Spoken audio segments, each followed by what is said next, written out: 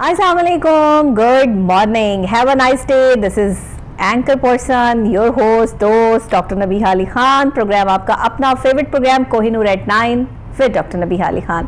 Programme के आगाज़ में आपको पता है कि जैसे हर दिन एक नए टॉपिक के साथ आगाज़ होता है, हर दिन कोशिश यही होती है कि आपके लिए कुछ अच्छा किया जाए, एक इन्फॉर्मेटिव प्रोग्राम के साथ सुबह का आगाज़ किया जाए और आप तक वो तमाम इन्फॉर्मेशन पहुंचाई जाए जो आपके लिए ज़रूरी है, चाहे वो रिलेट करे आपकी हेल्थ के साथ, चाहे वो रिलेट करे एजुकेशन सिस्टम के साथ, चाहे वो रिलेट करे आपके सोशल इश्यूज़ के साथ।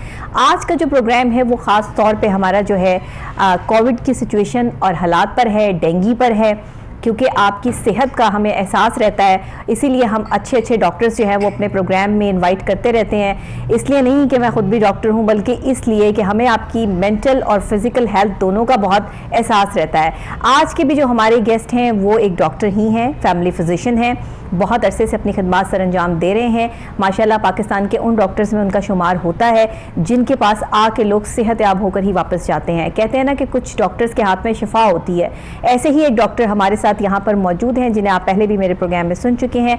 आज फिर आपकी भरपूर फरमाइश पे हमारे मेहमान हैं डॉक्टर तारिक मियाँ, फैमिली फिजिशियन है। अस्सलाम वालेकुम डॉक्टर साहब। डॉक्टर साहब कैसे हैं आप? ठीक ठाक हैं। आज हम बात करेंगे, डेंगू ने सर उठा लिया है, पंजे गाड़ लिए हैं, 118 से ज़ायद केसेस जो है वो रिपोर्ट हो चुके हैं लाहौर में।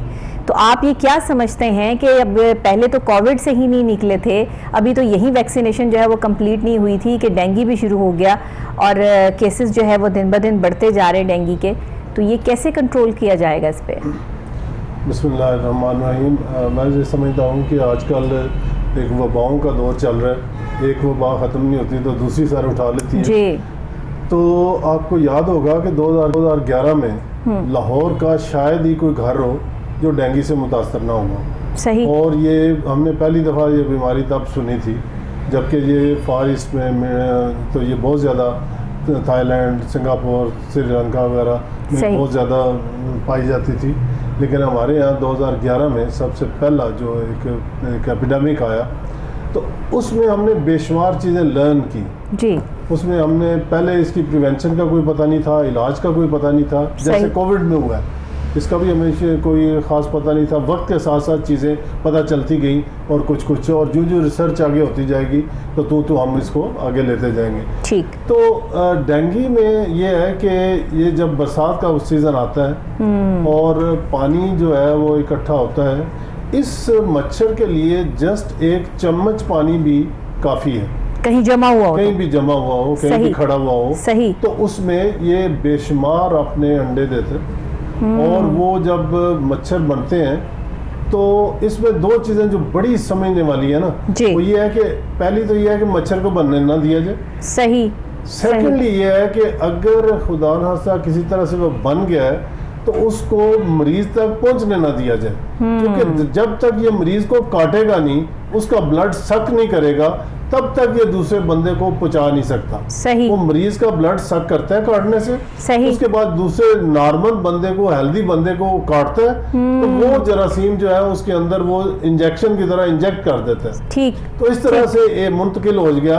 तो लिहाजा जो दूसरा है हमारा कोविड, उसमें ऐसा कोई वेक्टर वगैरह कोई नहीं है शामिल, हमारे इसमें वेक्टर शामिल है। तो हम वेक्टर को कंट्रोल अगर कर लें तो हम बीमारी को भी डेंगू को कंट्रोल किया गया उस टाइम में जिस वक्त में डेंगू ने सर उठाया, बहुत अच्छे तरीके से उस वक्त में कंट्रोल किया गया डेंगू को। हमारे पास SOPs इतने हैं कि और टीमें भी काफी बन, यानी हमारे पास पहले एक्सपीरियंस भी मौजूद है डेंगू को कंट्रोल करने का, मतलब इसमें कोई दो राय नहीं होनी चाहिए। सही। कोई नहीं था, जो किसी ने कहा उसी के पीछे लग गए, किसी ने कहा कि इधर से पकड़ो तो उधर से पकड़ो, लेकिन अब ये है कि अब हमारे पास इस बीमारी को समझने का भी, उसको डायग्नोज करने का भी, ट्रीट करने का भी, हाँ। और इसको प्रिवेंट करने का भी, ये सारे हमारे पास मौजूद है।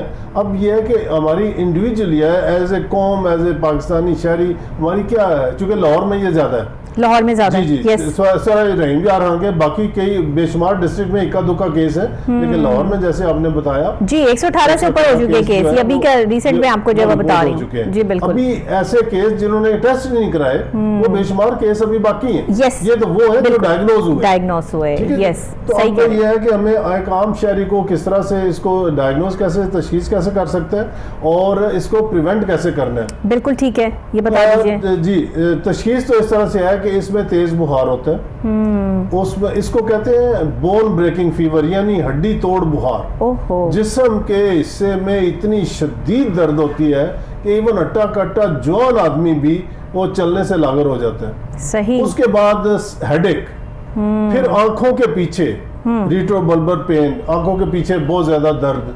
फिर ये है कि जब ये इसकी शिद्दत इख्तियार होती है तो मैदे में दर्द, वॉमिटिंग, तो इस तरह से इंतहाई मरीज लागर हो जाना। और इसमें एक बड़ी इंपॉर्टेंट चीज है जी। वो ये है कि चौथे पांचवें दिन बुखार खत्म हो जाता है। अच्छा। हाँ जी, बुखार कम हो जाता है या खत्म हो जाता है, मरीज ये समझता है कि मैं ठीक हो गया। ओके। क्योंकि हमारे यहाँ ये है कि अगर किसी को सर दर्द है, बुखार है, जो भी चीज है, जब तक है तभी तक बीमार है, उसको समझते हैं बीमार है। सही। लेकिन इसमें ये समझने वाली बात है कि इसकी क्रिटिकल फेज, जो खतरनाक फेज है, वो शुरू ही चौथे पांचवें दिन होती है, जो 48 घंटे रहती है। अच्छा। वो 48 घंटे अगर पेशेंट सरवाइव कर गया, आपने अच्छी तरह से उसको डायग्नोज कर लिया, ट्रीट कर लिया, तो पेशेंट को कोई खतरा नहीं। ओके। लेकिन अगर पेशेंट ने ये समझा कि मैं तो अब ठीक हो गया हूं, तो वो 48 घंटे जो है ना, उसमें लापरवाही बरती गई, उसमें बीपी बिल्कुल नीचे चला जाता है। अच्छा। जिस्म बिल्कुल ठंडा हो जाता है और पेशेंट खड़ा नहीं हो सकता अपने सहारे से, और आंखों के आगे अंधेरा छा जाता है। तो ये जो फेज है, इसमें फ्लूइड मैनेजमेंट जो है वो मेन चीज है। ठीक है। उसमें इन 48 घंटों में आप 48 ml से 4800 यानी 4800 ml से ज्यादा आप फ्लूइड नहीं दे सकते। अच्छा। ठीक है जी। सही। अगर किसी ने उसको फ्लूइड ज्यादा दे दिया, अब फ्लूइड पे भी डिपेंड करेगा कि फ्लूइड देना कौन सा है। देना कौन सा है, बिल्कुल ठीक है। उसमें भी ये होता है कि मैं, जो हमारे मेडिकल के लोग भी सुनने वाले हैं, कि आप पहले नॉर्मल सेलाइन देते हो, अगर तो देखते हो कि ब्लड प्रेशर ठीक हो रहा है तो फिर तो ठीक है। लेकिन अगर आप ड्रिप देने के बावजूद उसका बीपी नहीं ऊपर आ रहा, तो उसको फौरी तौर पे रेफर करना, या असूली तौर पे तो जो ये क्रिटिकल फेज है, ये होनी हॉस्पिटल में। जी बिल्कुल ठीक है, सही है। इसको उसी वक्त रेफर कर देना, ये घर वाला केस ही नहीं है। जी जी, घर वाला केस ही नहीं है। सही। लेकिन अगर किसी ऐसी जगह पे जहाँ पे फैसिलिटी नहीं है, तो वहां पे फिर डेक्सट्रन 40 एक ड्रिप है, वो वैसे अभी तो अवेलेबल सिर्फ हॉस्पिटल में है। अच्छा। वो ऐसी चीज है कि वो बीपी को बढ़ा देती है और ब्लड वेसल से वो बाहर नहीं निकलती, लिहाजा बीपी डाउन नहीं होता। अच्छा। तो इसलिए ये इंतहाई जरूरी है कि इस फेज को आइडेंटिफाई करना। अच्छा, देखिए केस कितना क्रिटिकल है कि इसको डील करने के लिए डॉक्टर भी उतना ही समझदार चाहिए। एग्जैक्टली। उसकी ट्रेनिंग जो है ना वो बड़ी जरूरी है, बहुत जरूरी है। हमारे शुरू में ना लोगों ने क्या किया कि जब इस फेज में पेशेंट आता था तो उसको फ्लूइड ज्यादा देते थे। सही है, ऐसा हुआ। ओवरलोड होने की वजह से क्या होता था, उनका नुकसान हो जाता था। सही, उसके सही। फेफड़ों में पानी आ जाता था, पेट में पानी आ जाता था, और अगर कोई पेशेंट इस क्रिटिकल फेज से बच जाता था तो उसके बाद सडनली जो फ्लूइड सारा खून की नालियों से बाहर निकला होता है, वो एकदम से अंदर आ जाता है। सही। तो वो जब ओवर फ्लूइड होता है ना, उसकी वजह से हार्ट फेलियर और बाकी प्रॉब्लम जो है, और लोगों की जान जो है ना वो इसी फेज में जाती है। ये यानी जब बुखार उतर गया है, 3, 4, 5 दिन बाद जो है वो इंसान अपने आप को थोड़ा बेहतर महसूस कर रहा है, एकदम से तो इतना बेहतर नहीं महसूस कर सकता। जी जी। तो उस सिचुएशन में फिर वो 48 घंटे बहुत इंपॉर्टेंट होते हैं। बहुत इंपॉर्टेंट है। अच्छा, इसमें यह है कि डेंगू जो कि फीवर 2 किस्म का होता है। अच्छा। एक आम नॉर्मल डेंगू फीवर, एक डेंगू हेमोरेजिक फीवर। जो हेमोरेजिक फीवर है उसमें ये होता है कि जो प्लाज्मा लीकेज है ना, अच्छा, मतलब खून की नालियों में ब्लड फ्लूइड रहता नहीं है, वो उनके सुराख खुल जाते हैं। अच्छा। और सारा फ्लूइड जो है ना वो बाहर निकल जाता है। इतना जहरीला मच्छर है। खून गाढ़ा हो जाता है। हाँ। और वो चल नहीं सकता, लिहाजा जब खून थोड़ा हो जाएगा, गाढ़ा हो जाएगा, खून की नालियों में सर्कुलेट नहीं कर सकेगा, तो उस वक्त शॉक की सूरत हाल में पेशेंट चला जाता है। जैसे कि किसी का बहुत ज़्यादा ब्लीडिंग हो गई हो, फ्लूइड लॉस हो गया हो, तो उस वक्त शॉक की हालत में जब हो जाता है, तो ये चीज़ आइडेंटिफाई करने की बहुत ज़रूरत है। लिहाजा 10 दिन से पहले आमतौर पे इसका पेशेंट 10 दिन में उसकी रिकवरी हो जाती है। 10 दिन? 10 दिन में। अगर एक मरीज को 2-3 हफ्तों से बुखार है तो वो डेंगू बुखार नहीं है। अच्छा जी हाँ। अच्छा। तो अगर विद इन 10 डेज जो है और 10 डेज में भी ये है कि पहले 5 दिन के बाद जो 2, 4 या 5 दिन के बाद जो 48 घंटे हैं वो सबसे ज़्यादा इंपॉर्टेंट है, उसको हमने डील करना है और उसको उस फेज में जाने से रोकना है या उसका प्रॉपरली ट्रीट करना है। ठीक है, ये जो है ना ये ठीक बहुत है। जरूरी है। अब देखिए ना, ये समझदार डॉक्टर्स का भी होना तो हमारे मुल्क में बहुत ज़रूरी है ना। आप जैसे काबिल डॉक्टर्स होंगे तो वो हर क्रिटिकल सिचुएशन को जो है वो इजीली समझ से और अक्ल से जो है वो उसको हैंडल कर लेंगे। अब ये इतना क्रिटिकल केस जब एक यंग डॉक्टर के पास आता है, नए डॉक्टर के पास आता है, तो उसके लिए इसका हैंडल करना मुश्किल इस वजह से भी है कि उसके पास एक्सपीरियंस भी नहीं है, फिर उसको इसका अंदाजा भी नहीं है। फिर सीनियर डॉक्टर को बुलाया जाता है कि जी आप इस केस को जो है वो देखें ताकि ये मामला जो है वो सेटल डाउन हो। अच्छा, ये जो डेंगू बुखार है, ये डेंगू मच्छर जो है, ये साफ और गंदे पानी दोनों में जो है वो इसके जरासीम आते हैं या ये सिर्फ गंदे? क्योंकि मैंने ये भी सुना है कि जी ये साफ पानी में जो है वो पैदा होता है। ज्यादातर ये देखा गया कि साफ पानी का ये मच्छर है, लेकिन ये है कि बाज़ जगहों पे उन्होंने आइडेंटिफाई किया है इसका लार्वा कि आम जो गदला पानी है उसमें भी पाया गया। लेकिन आम तौर पे ये क्या होता है कि बारिश का पानी हुआ जी, छत पे टायर पड़े हुए हैं, हाँ, वहाँ पे पानी रह जाता है, पौधे गमले, हाँ, फिर यह है कि बारिश हुई, दरख्तों के अंदर से सुराख बने होते हैं, उसमें थोड़ा सा पानी रह गया वहाँ पे एक मच्छर पहुंच गया, उसने सारे वहाँ पे अपनी मतलब जहाँ भी पानी ठहर गया, रुक गया, वहीं पे ये मच्छर जो अपनी पैदाइश और वहाँ पे ही जो है वही सिलसिला शुरू हो जाता है। डेली या कम से कम अल्टरनेट डेज पे वो पानी बहा देना चाहिए। अगर उसमें कोई लार्वा है भी, जब पानी नहीं होगा, खुश्की इसका सही इलाज है। उसको जब खुश्क कर देंगे तो वो फिर सरवाइव नहीं कर सकेगा। इवन कि यहाँ तक जो है वो प्रोसेस था कि वॉशरूम में भी आपने बाल्टियां जो है वो पानी की भर के नहीं रखनी, और अपनी जो आपकी टैंकियां हैं ऊपर जो लगी हुई हैं छतों पर, उनको भी इनकी सफाई का पूरे उन्हें ढक के ढांप के जो है वो प्रॉपर कवर करके जो है वो रखना है कि उसमें भी कहीं जो है वो डेंगू पैदा ना हो जाए। बड़ा खतरनाक काम है कि ये जो फ्रिज होता है उसके नीचे ट्रे होती है, जी, उसमें पानी गिर रहा होता है, उसको भी आपने निकाल के फिर वाटर जो एयर कूलर्स हैं उनको भी, और उसके अलावा लोगों ने जानवरों के लिए पानी रखा होता है उनके पीने के लिए, तो उसमें यह है कि अगर फर्ज करें आपने वो बहुत जरूरी रखना है तो सुबह रखें, शाम को उसको बर्तन को खाली कर दें, बिल्कुल सही, ताकि उसको टाइम ना मिले, 3-4 दिन का टाइम ना मिले कि वो उसमें ग्रो कर सके। अच्छा, इसमें अब ये है कि 2 चीजें आजकल चल रही हैं, जी बताइए, बल्कि 3 चल रही हैं। डेंगू भी चल रहा है, कोविड भी चल रहा है, टाइफाइड भी चल रहा है, ठीक है जी। तो हमारे यहाँ ये है कि जब बुखार हो, इसलिए मैं ये अच्छा, अब तीनों ही बुखार की सिचुएशंस हैं, अब डायग्नोसिस तो तभी होगा जब टेस्ट होगा कि ये क्या है। जी एग्जैक्टली, कुछ सिम्टम्स में भी फर्क है, सही। अच्छा, कुछ ओवरलैप कर रहे हैं सिम्टम्स। अच्छा, मसलन दर्द जो है ना, ये तमाम बुखारों में होता है, ठीक है, लेकिन ये है कि जो इसका डेंगू का है, इसका टिपिकल है कि सीवियर हेडेक, आंखों के पीछे बहुत दर्द, और जैसे हड्डियां कोई तोड़ रहा है, सही, इस तरह का, सही। इतनी ज्यादा शिद्दत की दर्द जो है वो कोविड में नहीं होती उसमें भी है।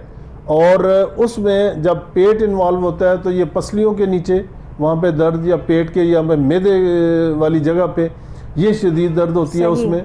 अच्छा, इसमें भी डेंगू में भी ये होता है कि जब आपका फ्लूइड लीकेज और सारा कुछ होता है तो फिर मैदे वाली जगह पे भी और जिगर की जगह पे भी, वहाँ पे भी आपके पित्ते के इर्द गिर्द फ्लूइड इकट्ठा हो जाता है, तो वो वहाँ पे भी दर्द शुरू हो जाती है, सही। अच्छा, इसके लिए क्या करना है कि आप एक CBC टेस्ट अगर करा लेते हैं, सही है, क्योंकि इसको हम कहते हैं सस्पेक्टेड केस, नॉर्मल टेस्ट है ना, होता है, हर डॉक्टर करवाता है। आपने सिम्टम देखे तो आपने सस्पेक्ट किया कि यार ये केस जो है ना डेंगू का हो सकता है, ठीक है। अब उसके बाद अगला क्या है, प्रोबेबल केस के, उसमें क्या है कि आपने CBC कराया, उसमें उसने 2 चीजें देखनी है जी, आपके वाइट सेल कम हो गए, यानी टोटल ल्यूकोसाइट काउंट जिसको वाइट सेल कहते हैं वो कम हो गए, और प्लेटलेट्स कम हो गई, ठीक है जी, सही। ये आमतौर पे जो कोविड है उसमें देखा यह गया है कि वाइट सेल बढ़ जाते हैं, लिम्फोसाइट्स कम हो जाते हैं, ठीक है, इसमें प्लेटलेट्स कम होती हैं और व्हाइट सेल टोटल तौर पे कम होते हैं, ठीक है ना। लिहाजा ये एक इस रिपोर्ट को ही देखते हुए आप काफी हद तक डिफरेंशिएट कर सकते हैं कि ये केस जो है ये कोविड का है या ये उसका डेंगू का है। टाइफाइड और नमूनिया इकट्ठा हो जाए वो भी कितना खतरनाक है, उसको भी लोग कोविड से जो है वो रिलेट कर रहे हैं, वो भी कर रहे हैं। अच्छा, एक और चीज है कि उसका एक टाइफी डॉट टेस्ट आता है जो कि अब गवर्नमेंट ने बैन कर दिया और ठीक बैन किया है, चूंकि वो नॉन स्पेसिफिक टेस्ट है और वो कोविड में भी और बाज का डेंगू में भी अच्छा वो फॉल्स पॉजिटिव आ जाता है। ओके अच्छा, लोगों ने हाथ में पकड़ा होता है और टेस्ट के जी हमारा तो टाइफाइड आया है, और लोग भी, कई डॉक्टर भी उसको ट्रीट कर रहे होते हैं जो लेटेस्ट अपनी रिसर्च या अपना नॉलेज नहीं रखते। ओके उस पहली तो बात यह है कि वो स्पेसिफिक टेस्ट नहीं है, अच्छा वो सिर्फ 8-10% में वो हो सकता है। फिर एक विडॉल टेस्ट होता था पहले, टाइफाइड का टेस्ट, वो लोग करवा लेते हैं और करवा के 6-6 महीने साल एंटीबायोटिक खाते रहते हैं, वो बार बार उसको करवाते हैं, वो फिर पॉजिटिव आता है, उसने पॉजिटिव रहना है। अच्छा, लोग उसको करवा के जी अभी तो वो नेगेटिव ही नहीं हुआ, तो एंटीबायोटिक इतने बेतहाशा खा लेते हैं जिनकी जरूरत ही नहीं होती। सही सही सही। लिहाजा इसमें कल्चर टेस्ट है, ब्लड का कल्चर कराना, वो that is only confirmatory test. ठीक है जी।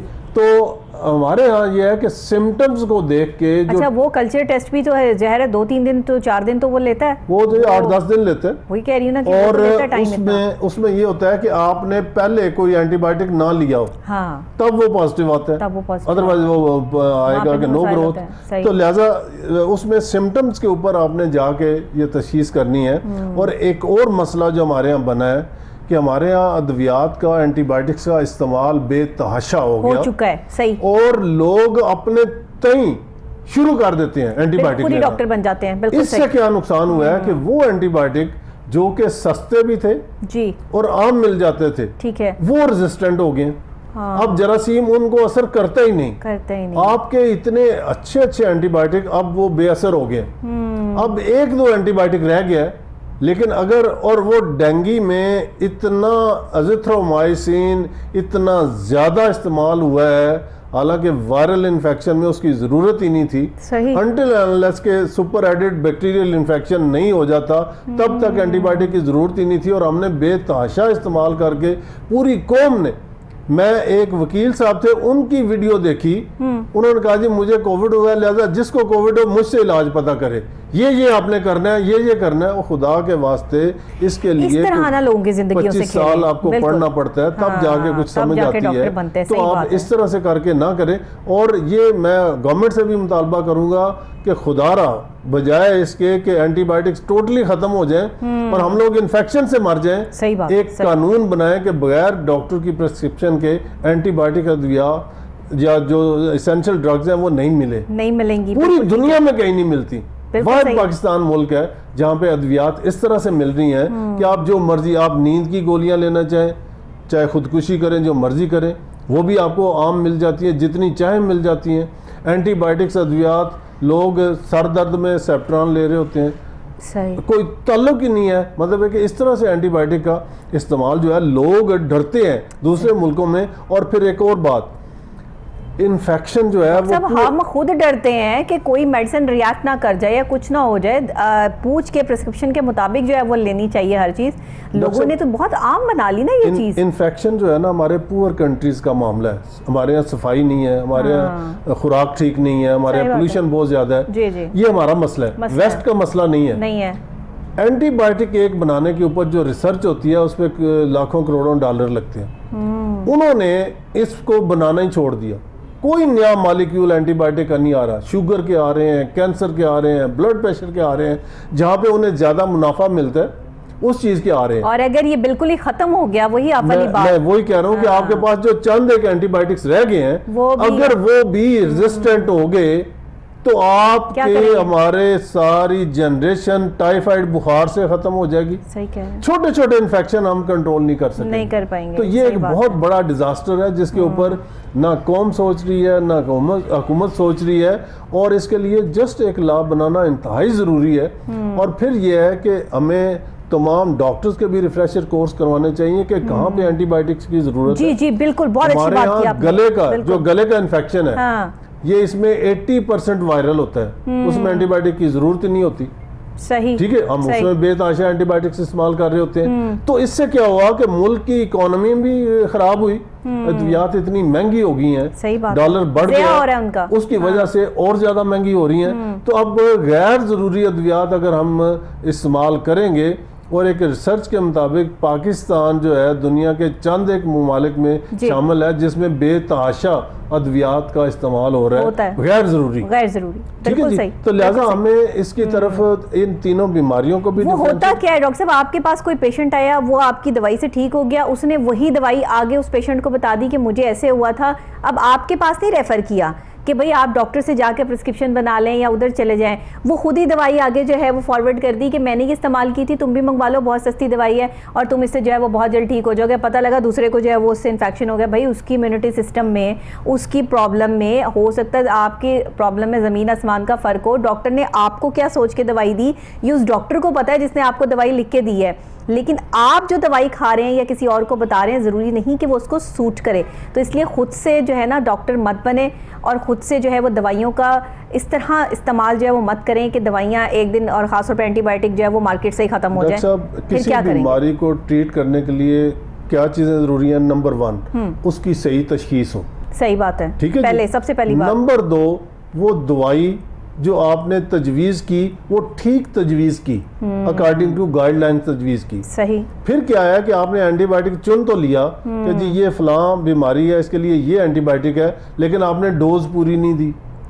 अच्छा हाँ, ये बहुत बड़ी बात है। बिल्कुल डोज का आपको एक्सपीरियंस तब होगा जब आपको नॉलेज होगा। सही बात है। अच्छा, उसके बाद उसका ड्यूरेशन नहीं पूरा किया। हमारे यहाँ क्या होता है, ये तो होता ही नहीं। 104 बुखार है ना, 2 दिन के बाद अगर बुखार पैरासिटामोल से उतर गया तो साथ ही दवाई बंद। कोई कोर्स का हमारे यहाँ तस्वर ही नहीं है। उससे क्या नुकसान क्या होता है कि उस कम्युनिटी में जिसमें लोग पूरा कोर्स नहीं करते, सही एंटीबायोटिक नहीं लेते जी, वो उस एंटीबायोटिक को वो बैक्टीरिया, वो जरासीम उसके को रेजिस्टेंट हो जाते हैं। ठीक है जी। फिर वो दवाई उस एरिया में उस जरासीम, अब वो इन्फेक्शन अगर किसी और को लगेगा जो रेजिस्टेंट बैक्टीरिया है, उसको आप जो मर्जी दवाई ले लें वो असर ही नहीं करेगी। ठीक है जी। तो ये इसका नुकसान हो रहा है। तो इसलिए हमें खुद बजाते खुद, मैं आपके चैनल के तवज्जुह से मैं तमाम अपने हमवतनों से गुजारिश करूंगा कि खुदारा एंटीबायोटिक अद्वियात कभी आप खुद चूज ना करें और जब डॉक्टर आपको प्रिस्क्राइब करे तो उसका कोर्स पूरा करें जी। वरना ये होगा कि हम खुद जिम्मेदार बन रहे हैं अपने आप की तबाही के। बिल्कुल सही है। आप उसकी जब डोज पूरी नहीं लेंगे या कम लेंगे, उस मिकदार सही नहीं देंगे या लेंगे, तो फिर ये मामला जो है वो ख़राब होंगे।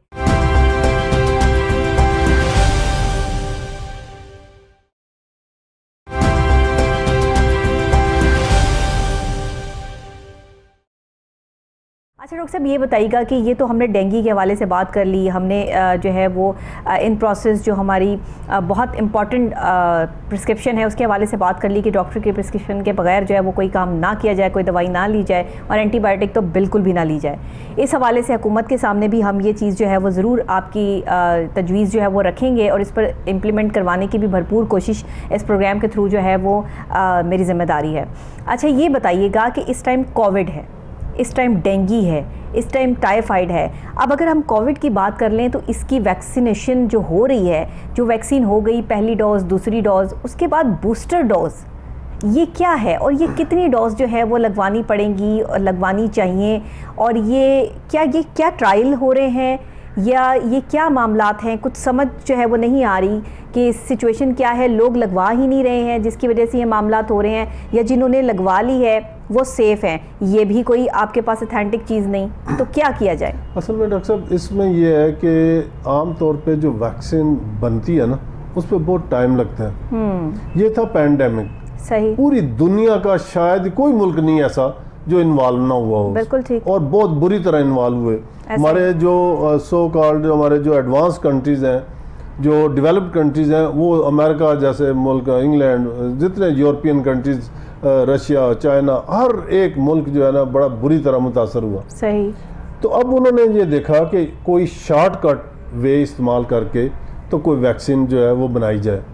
तो ये उस तरह से प्रॉपर जिसको वैक्सीन कहते हैं वो नहीं है, लेकिन इसका जो फ़ायदा हुआ, जो देखा गया कि जिसको लगाई गई, वैसे तो ये है कि पोलियो, मसलन अगर आपने किसी को पोलियो की ड्रॉप्स दे दिए तो उसको पोलियो नहीं होगा। बिल्कुल सही है। ठीक है जी। बिल्कुल सही। अगर टाइफाइड की वैक्सीन आप दे रहे हैं, टाइफाइड की भी वैक्सीन है, सेफ है, 3 साल वाली भी है, 5 साल वाली भी है, साल वाली भी है, तो अगर आपने जोन सी जितने मुद्दत वाली दी उस दौरान आपको टाइफाइड बिल्कुल नहीं होगा। बिल्कुल ऐसे ही देखने में है। इसी तरह अपना फ्लू की वैक्सीन है, वो हर साल नहीं आती है, लेकिन उस एक साल के लिए उसमें बिल्कुल नहीं फ्लू, मतलब काफी ज्यादा मिनिमाइज हो जाता है। बिल्कुल सही। तो इसमें देखा गया कि जिनको ये डोज लगी उनमें, अगर उनमें ये नहीं है कि वो अक्सर पेशेंट आगे जी हमने तो वैक्सीन लगाई, हमें कैसे डेंगू हो सकता है, आपको बिल्कुल हो सकता है। फायदा क्या है फिर वैक्सीन लगाने का? कोविड का फायदा ये है कोविड की वैक्सीन लगवाने का कि आपकी स्वेरिटी, जो आपकी जो मर्ज की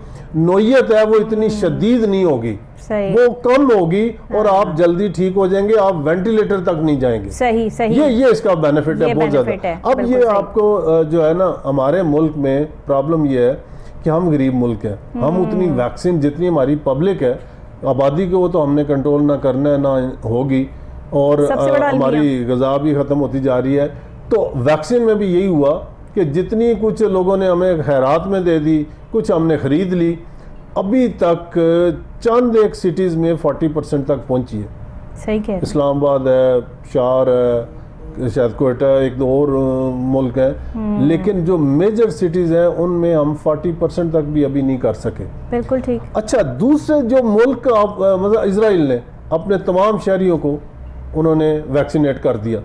अब क्या है, वो एक बूस्टर डोज भी दे रहे हैं, यानी 2 डोजेज के बाद वो बूस्टर डोज भी लगा रहे हैं। ये क्या है बूस्टर डोज? बूस्टर डोज ये है कि इवन 2 डोजेज के बाद भी आपकी उतनी इम्यूनिटी नहीं बनती कि आप उसको इन्फेक्शन को होने से रोक सके। तो उन्होंने फिर देखा कि चूंकि अभी इसके ट्रायल जारी हैं कि ये इसकी इम्यूनिटी रहती कितनी देर है, ठीक है हमें कोई पता नहीं है, तो लिहाजा उन्होंने एक बूस्टर डोज भी शुरू कर दी। लेकिन हमारे यहाँ हम बूस्टर डोज पे क्यों नहीं जा सकते? हमारे यहाँ तो सिंगल और जो डबल डोज है वो ये भी पूरी नहीं हुई। आप बजाय इसके कि चंद एक लोगों को आप 3rd डोज भी दे दें, हाँ। उसकी निस्बत ये है कि आप जो अनवैक्सीनेटेड हैं, जिन्होंने अभी इंजेक्शन नहीं लगवाए, वो डोज उन्हें दें। सही। ताकि जितने हर्ड इम्यूनिटी हमने बड़ी दफा जिक्र किया कि जब 60-70% लोग वैक्सीनेट हो जाएं या उनको बीमारी हो जाए, तो फिर उस एरिया में फैलना जो है ना वो ऑलमोस्ट नेग्लिजिबल हो जाता है। ऐसे ही हो जाता है। ठीक है जी। तो हर्ड इम्यूनिटी जब तक हम उस तक लेवल तक नहीं पहुंच सकते, तब तक हम बूस्टर का नहीं सोच सकते। हाँ, जो बहुत ज्यादा लोग जो कि हेल्थ प्रोफेशनल्स हैं, बाकी जो जहाँ पे जिनके चांसेस ज्यादा हैं या कोई ऐसे हैं कि जिनमें इम्यूनिटी बहुत कम है, उनको चलो अगर वो गवर्नमेंट ने शुरू किया कि आप पैसे दे के अपनी लगवा सकते हैं, लेकिन ये है कि आम शहरियों के लिए मैं ये कहूँगा कि हमें पहले लोगों को वैक्सीनेट करना चाहिए और उसके बाद जो है ना। अच्छा, लोग क्या कर रहे हैं कि 1 डोज लगवा ली, दूसरी लगवा ही नहीं रहे, ये भी बड़े केस हैं। तो इसमें और मिथ इतनी ज्यादा है जब से ये कुछ तो ऐसी हैं डॉक्टर साहब के जिन्हें लगा के आप पहली से दूसरी डोज की तरफ जा सकते हैं, कुछ तो एक ही डोज जो है वो काफी है। वो 1-2 वैक्सीन हैं जिनकी सिंगल डोज है, ठीक है ना। तो लेकिन ये है कि ज्यादातर जो है ना डबल डोज वाली हैं, तो जिन्होंने वो डबल डोज वाली लगाई है उनको तो चाहिए ये है कि दूसरी अपनी डोज जो है ना वो लाजमी टाइम पे लगवा लें। सही सही, बिल्कुल ठीक है, क्योंकि ये जरूरी है। अच्छा, उसमें थोड़ा सा ये जरूर है कि अक्सर पहले एक फैल गया था जी 2 साल के बाद मर जाना, ठीक है जी। तो लम्हे का नहीं पता कि जिंदा रहना या नहीं रहना, 2 साल की तो बात बड़ी उसकी वजह से काफी लोग ना अब सोशल मीडिया पे बगैर फिल्ट्रेशन के जो मर्जी कोई चाहे वो दे दे, ये बड़ा गलत, लोग उसको बिलीव कर लेते हैं। ऐसा ही है, ठीक है ना। उससे नुकसान ये हुआ, पहले हमने उसके इलाज के दौरान जब फर्स्ट वेव आई तो उन्होंने कहा जी अस्पतालों में जहर के टीके लगा देते हैं, लिहाजा लोगों ने अस्पतालों में जाना छोड़ दिया। अब वैक्सीन आई तो इसके बारे में जी इसमें चिप है और वो अमेरिका उसको कंट्रोल करेगा, आपके आगे से आपको बांझपन हो जाएगा और आपको ये हो जाएगा वो हो जाएगा। इतनी ज्यादा मतलब वो फैल गई कि लोग डर गए। ऐसा ही है। अब लिहाजा डिस इन्फॉर्मेशन जब इतनी ज्यादा हो जाएगी। डॉक्टर साहब, बात यह है कि सोशल मीडिया को यूज करने वाला जो यूजर है ना, वो एक ऐसा शहरी, एक ऐसा बंदा है जिसके पास ना तो अवेयरनेस है, ना उसके पास इंफॉर्मेशन है, ना उसके पास तालीम है और ना ही उसके पास एक्सपीरियंस है। क्योंकि अब कोई बात किसी तक पहुंचाने के लिए आपको इन 3-4 चीज़ों को अपनी लाइफ में लाना और इन पे कंसंट्रेशन करना ज़रूरी होता है। एंकर्स हैं तो ये ज़रूरी चीज़ है कि आपके पास इंफॉर्मेशन भी होनी चाहिए, आपके पास उसकी वैलिडिटी भी होनी चाहिए, आपने उसको पढ़ा भी होना चाहिए, आपके पास उससे रिलेट हर चीज़ होनी चाहिए। जो सोशल मीडिया का जो एक ये जुलूस निकला है ना, मैं जुलूस ही कहती हूँ उसको, कि इसने पूरे माशरे को तबाह इसलिए कर दिया है कि एक रेडी वाला भी जो है वो अपने तरीक़ेकार जो है वो बयान कर रहा है, एक जो है वो कोई आम सा बंदा है जिसको कोई एक्सपीरियंस नहीं है, वो दूसरे का एक्सपीरियंस शेयर करके अपना एक्सपीरियंस जो है वो उसमें ऐड कर रहा है। अब ये बात कहाँ से आ गई कि 2 साल बाद जो है वो वैक्सीन लगवा के सबने मर जाना है? ये एक अजीब सी बात, कुछ और थी बीच में, बात कुछ और थी कि 2 साल तक इसका ट्रायल जो है वो चल रहा है, देखा जाएगा कि लोगों में कितनी % जो है वो ये काम करती है और कितना नहीं, उसके बाद इसकी बूस्टर डोज या दूसरी डोज जो है वो आएंगी। 2 साल कोविड को आए हुए हो गए, ये बात जो है वो इस तरह की गई, बट उसको फैलाया किस तरह गया कि जी 2 साल बाद जो है वो किसी ने कह दिया है कि सब लोग मर जाएंगे। तो भाई अगले लम्हे आप मर जाएं तो फिर क्या कर लेंगे आप? मरना तो सबने है। हमारा फोकस इस बात पे क्यों नहीं है कि ये दुनिया फ़ानी है, इस दुनिया से हमने जाना है? हर बंदे का फोकस एक ही बात पे है, अल्लाह मुझे ज़िंदगी दे दे, अल्लाह मुझे सेहत दे दे, मैं बस हमेशा कायम रहूं, और दुनिया कायम रहे ना रहे, बंदे कायम रहें। ये क्या क्या स्ट्रैटेजी है? असल में हमारा ना सेहत की तरफ हमारा एटीट्यूड जो है ना वो बिल्कुल नहीं है। मैं एक चीज़ कहूँगा डॉक्टर साहब, खाने की तरफ तो बहुत है। मैं आपको यही कहूँगा कि हमने अपना बजट रखा होता है, मतलब शादी करनी है ना तो हम साल पहले अपना बजट रख लेंगे। कपड़े खरीदने हैं ना मौसम के, सर्दियाँ आई गर्मी आई तो हमने बजट पहले रखा होता है। सही बात कि जनाब ये कपड़े। किसी एक बंदे ने भी अपना बजट नहीं रखा कि खुदा न खासा मैं बीमार हो गया तो उसके लिए मेरे ये पैसे जो है उसके लिए रखे। जब वो सोचते ही नहीं कि हम कभी बीमार। अच्छा, दूसरी एक सोच में क्या फ़र्क है, जब हम कोई जाते हैं ना शॉपिंग करने तो हम पैसे देते हैं ना, उसके बदले में हमें कुछ मिलता है। सही बात है। आप कोई चीज खरीद के लाए हैं, आप सेटिस्फाइड हैं कि मैं पैसे दिए हैं तो मैं कोई चीज लेके आया हूँ। हाँ जी बिल्कुल। अच्छा, जब बीमार होते हैं ना, क्योंकि सेहत हमारे लिए कोई इम्पोर्टेंट नहीं है। हमारे यहाँ बस में अगर एक बंदा सांप की सिरी का सुरमा बेच रहा है तो हम ले लेंगे उसे। उन्हें ये कतन पता नहीं कि मैं अगर सुरमा ये डालूंगा तो मेरी आंख जाया होगी, इसलिए कि आंख के ऊपर हमारे पैसे को नहीं लगे हुए ना, हमें सेहत का है कुछ। सही। तो वरना ये कि मोहतात हो बंदा कि यार मेरी एक आंख अगर जाया गई तो करोड़ों की भी नहीं मिलनी। सही बात। ठीक है जी। हाँ। अच्छा, इसी तरह हम जब बीमार होते हैं तो पैसा जो हम उसमें लगाते हैं ना तो कहते हैं यार ये पैसा भी लग गया इतना तो हमें क्या मिला, क्योंकि सेहत हमारे लिए इम्पोर्टेंट नहीं है। अगर इम्पोर्टेंट होती तो हम कहते हैं कि हमारा जो पैसा लगा है मैं सेहतमंद हुआ हूँ। हाँ। ठीक है ना। तो ये जो एटीट्यूड है ना, इसकी वजह से हम सेहत की तरफ तवज्जो नहीं देते, हम उससे फरार इख्तियार करने की कोशिश करते हैं। चलो यार इस तरह है ना, दवाई है, एक गोली खा लो, ये कर लो, वो कर लो। अच्छा, दवाई भी हम खुद चूज करते हैं। डॉक्टर ने कहा है ना कि आपने 3 टाइम दवाई लेनी है, तो लोग जो वो पेशेंट होता है वो कहता है नहीं 1 टाइम की दवाई बस काफ़ी है, मैं तो बिल्कुल ठीक हूँ, मुझे तो कुछ नहीं हुआ, तो डॉक्टर ने ये 3 टाइम की लिख दी है, इससे मुझे नुकसान होगा। अच्छा, मेरे बड़े लोगों की जो है और बड़ी मैं आपको ना प्रैक्टिस के दौरान बड़ी चीज़ें आपने मेडिसिन लिख के दी, अब कुछ डोज होती है, किसी दवाई की डोज है 1 मिलीग्राम 2 मिलीग्राम, सही है, किसी की है 500 मिलीग्राम या 1000 मिलीग्राम। ठीक है। अब ये कोई किलो नहीं है कि वो आपने सेब ले लिए जिनमें मैं तो 10 किलो ये ले लिए या 1 किलो ले लिया। ये डोज है जो कि उस केमिकल की अपनी है। मसलन नमक आप चम्मच भर के नहीं डाल सकते, ठीक है ना, चीनी आपको चम्मच भर के, तो उस चम्मच को नमक से आप कंपेयर नहीं कर सकते। लिहाजा जो 1 मिलीग्राम है या 1000 मिलीग्राम है उसको आपस में ये ना समझे कि वो गर्म है। अच्छा, मेडिसिन लिख के देते हैं पेशेंट को, वो जी मेरी हमसाई ने कहा था ये तो बहुत गर्म है, ये तो 1000 मिलीग्राम की है, तो मैंने जी फिर छोड़ दी। अच्छा, बजाय मेरे पास आते हैं पेशेंट, मैं उनसे एक ही पूछता हूँ, मैंने कहा यार आप ज़रा उस जो आपकी हमसाई है ना गवर्नर, उससे एक बात पूछनी कि आप किस यूनिवर्सिटी की ग्रेजुएट है। सही बात है, ठीक है ना। अगर तो वो है तो फिर हमने जो 25 साल 30 साल लगा के सीखा बेकार, तो वो बेहतर नहीं कि उस गवर्नर से बंदा सीख ले। सही बात है। अच्छा, फिर दूसरी चीज, यही तो मैं आपको कह रही हूँ, यही सोशल मीडिया है। हमारे मेडिकल स्टोर पे एक मसला है। हाँ। मेडिकल स्टोर पे कौन है, 8 पढ़े, मैट्रिक पढ़े, हद किसी का ये बहुत खराब हो रहा है काम। अच्छा, उससे क्या होगा कि वो जनाब, मैंने एक दवाई है जो डायबिटीज में इस्तेमाल होती है। सही। अब एक पॉलीसिस्टिक ओवेरियन डिजीज है जो कि बच्चियों में भी हो रही है, खवातीन में भी हो रही है, सिस्ट बन जाती हैं, अब उसमें भी वो यूज होती है। सही। लो, मैं वो मेडिसिन लिख के दी, दूसरे मुल्कों में कोई मेडिकल स्टोर वाला कमेंट ही नहीं कर सकता आपके नुस्खे के ऊपर। जो आपने लिख दी, सिर्फ फार्मासिस्ट उसको देखेगा, अगर कोई प्रॉब्लम है, इंटरेक्शन है, तो वो डॉक्टर को इन्फॉर्म करेगा कि डॉक्टर साहब इसको जरा देख लें। अच्छा, यहाँ पे क्या हुआ कि उसने कहा अच्छा आपको शुगर है? उसने कहा नहीं मुझे तो कोई शुगर नहीं। तो लो जी, डॉक्टर ने तो शुगर दी दवाई लिख दी थी। अच्छा, वो मरीज आई मेरे साथ लड़ने कि डॉक्टर साहब आपने मुझे शुगर है ही नहीं, आपने कैसे ये दवाई लिख दी? सही सही। फिर मैंने उसे समझाया कि खुदा, अब वो मेरे पास आ गई, वरना अगर ना आती तो उसने कहना था उस डॉक्टर के पास ना जाना।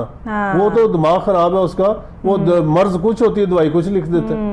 तो यानी एक ही मेडिसिन दो चीजों के लिए इस्तेमाल हो रही है, ये डॉक्टर को पता है क्योंकि उसने पढ़ा है। उसने किस चीज के लिए हाँ, बिल्कुल सही बात है। और आपके पास सिर्फ इतनी इंफॉर्मेशन है कि ये सिर्फ शुगर की दवाई है, ये किसी और चीज के लिए इस्तेमाल नहीं होती। अब एक फ्लैजिल गोली है, वो आपको जो है वो अगर आपके पेट खराब है तो उसके लिए भी इस्तेमाल हो रही है, आपको कहीं तकलीफ है, दर्द है तो उसके लिए भी इस्तेमाल, दांतों में भी इस्तेमाल हो रही है, बाकी भी कई जगहों पे ये तो डॉक्टर को पता है कि वो आपको जो है वो क्या सोच समझ के जो है ये चीजें जो है वो दे रहा है। बाकी आपने कोई भी दवाई किसी के कहने पे नहीं लेनी, सिर्फ डॉक्टर की प्रिस्क्रिप्शन लाजमी है।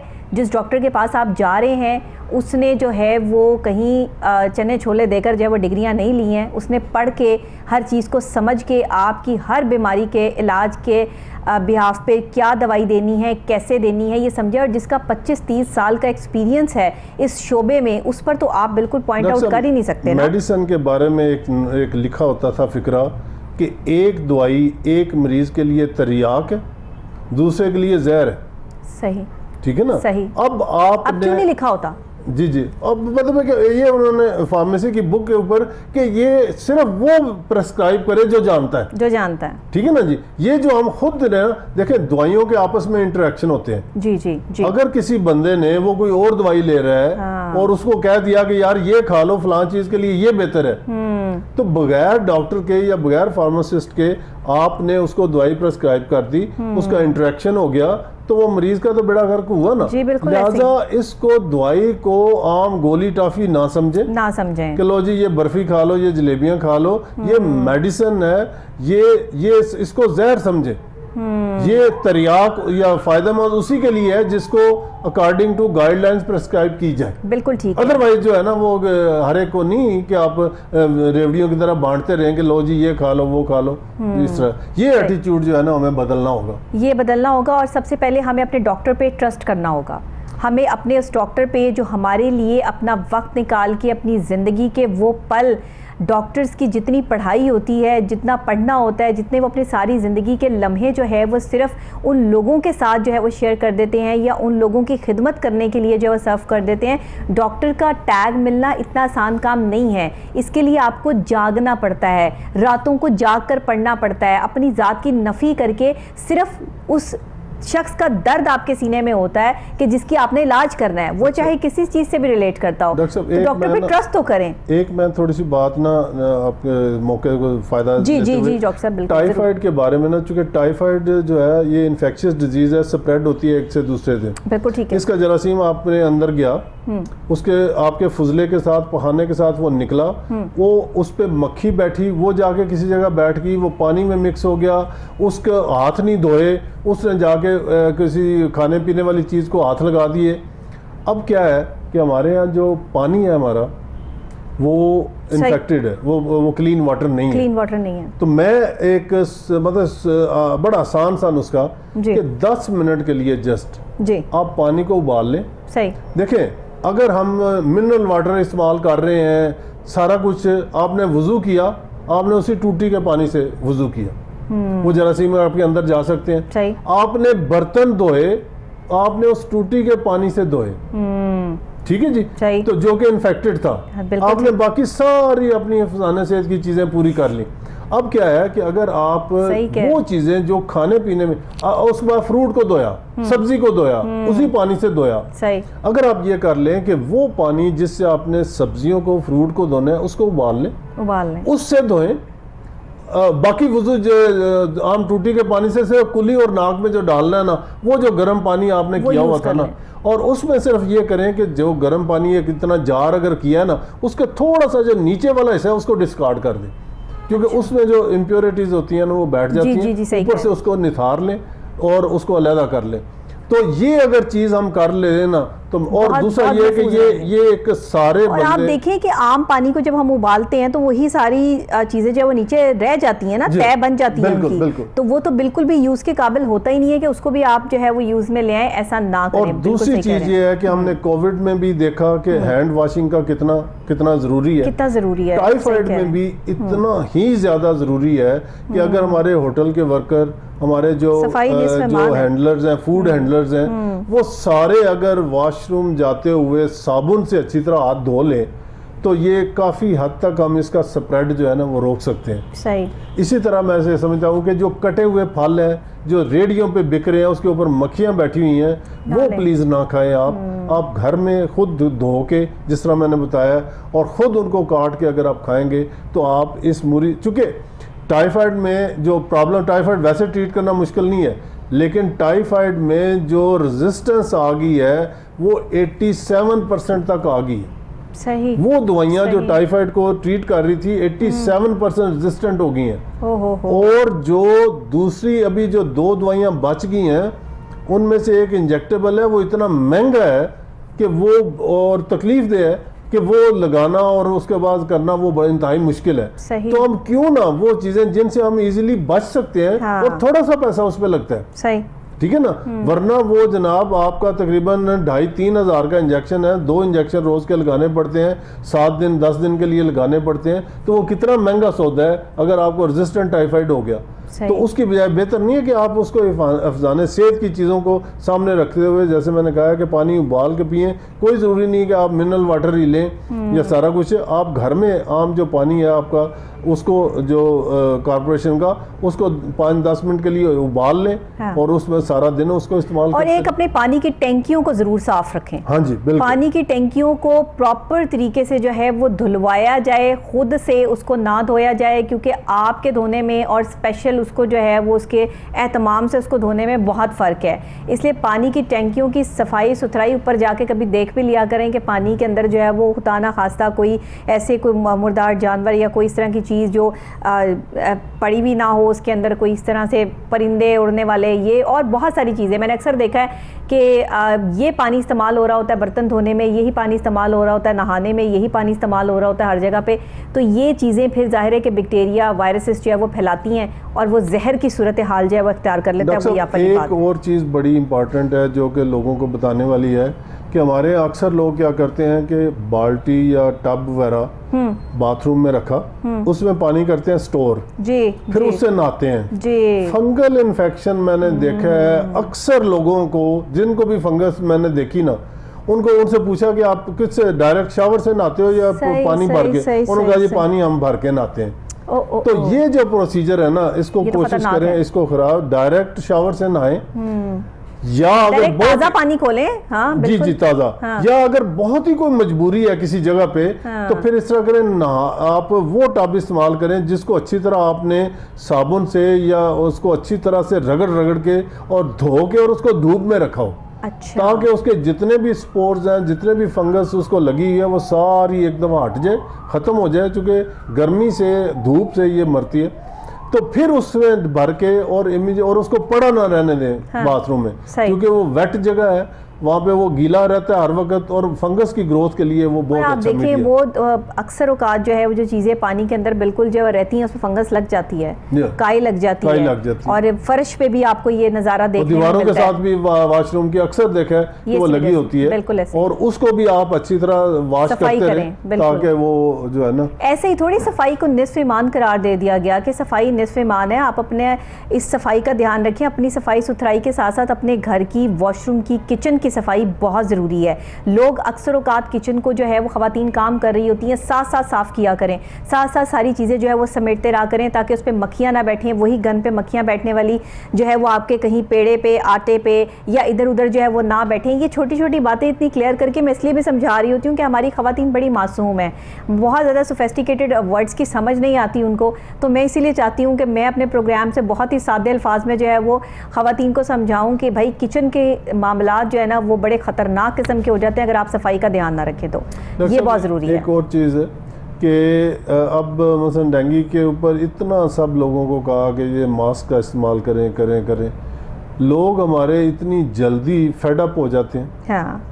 कि अब लोगों ने फिर मास्क पहनना छोड़ दिया। ऐसे ही है। अभी डेंगू गया नहीं और इसकी पता नहीं अभी कितनी वेव्स आ सकती हैं। सही बात है, सही है ना जी। बिल्कुल तो अभी आगे कई मुल्कों में चौथी 5वीं वेव भी आई, तो हम तो अभी तीसरी तक पहुंचे। कोविड ने इतनी तबाही मचाई, डेंगू ने तबाही मचाई, टाइफाइड ने, तीनों मुख्तलिफ। अच्छा ये देखिए, ये वबाओं का दौर है, जैसे डॉक्टर साहब पहले हम बात कर चुके हैं कि वबा का दौर है। इस वबा के दौर में अपनी हिफाजत और अल्लाह से मदद जिसने मांग ली और जिसने अपने आप को जो है सेव कर लिया, वो मेरा ख्याल है इस वक्त में बहुत बड़ी उसके लिए कोई जो है उसकी नेकी काम आ गई। क्योंकि यहाँ तो इस वक्त अपनी जान बचाना और अपनी ज़िंदगी को सेव करना इंतहाई मुश्किल काम हो गया है। जब तक आप सफाई सुथराई का ध्यान नहीं रखेंगे, जब तक आप अपनी ज़िंदगियों में सफाई को इंटरेस्ट नहीं देंगे, गंदी चीज़ें इस्तेमाल करेंगे, तो आप बीमार होने के खदशात जो हैं वो ज़्यादा हो जाएंगे। और ये साफ़ पानी, इसमें सबसे बड़ा मसला हमारा पानी का है।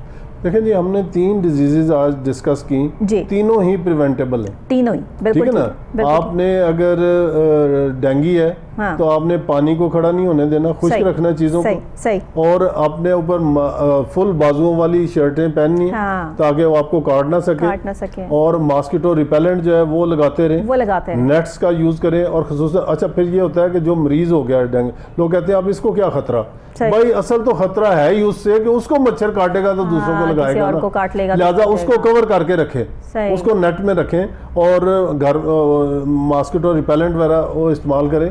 तो ये हम डेंगू से बच गए। और जो अपना कोविड है, इसका क्या है कि आपने मास्क पहनना है, सोशल डिस्टेंस रखना है और अपना हैंड वॉशिंग। इसी तरह टाइफाइड में जरूरी है, टाइफाइड में भी ये है कि आपकी हैंड वॉशिंग प्रॉपर, और जो जैसे मैंने पानी बॉयल करके कहा है, ये तीनों में अगर ये हम एहतियातें करते हैं तो हम बहुत ज्यादा अपने आप को बचा सकते हैं, अपने घर वालों को बचा सकते हैं, अपनी जनरेशन को बचा सकते हैं। और जो हमने बहुत जिसके ऊपर बात की वो ये है कि अद्वियात का इस्तेमाल आप खुद ना करें।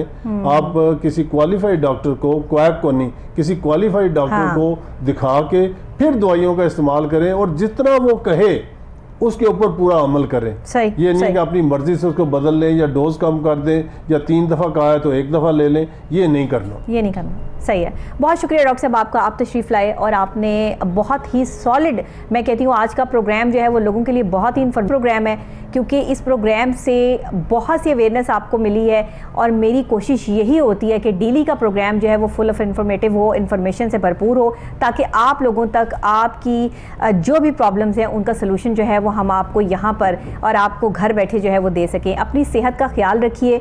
अपनी अच्छी सेहत के ज़ामिन होने के साथ साथ आपने अपनी पानी को और अपनी फूड को जो भी आप इस्तेमाल करते हैं वो साफ़ सुथरी यूज़ करनी है, गंदी यूज़ नहीं करनी है। और प्रिस्क्रिप्शन डॉक्टर की, सिर्फ डॉक्टर की, मुस्तनद डॉक्टर की, जो सही डॉक्टर है उसकी जो है वो आपने प्रिस्क्रिप्शन इस्तेमाल करनी है। और एक दवाई जो किसी एक ने इस्तेमाल की है दूसरे ने इस्तेमाल नहीं करनी है। इसी के साथ डॉक्टर नबी अली खान को इजाज़त दीजिए। कल फिर नई सुबह, नए आगाज़, नए अंदाज के साथ दोबारा आपसे यहीं पर मुलाकात होगी। तब तक के लिए दीजिएगा इजाज़त। अल्लाह निगहबान।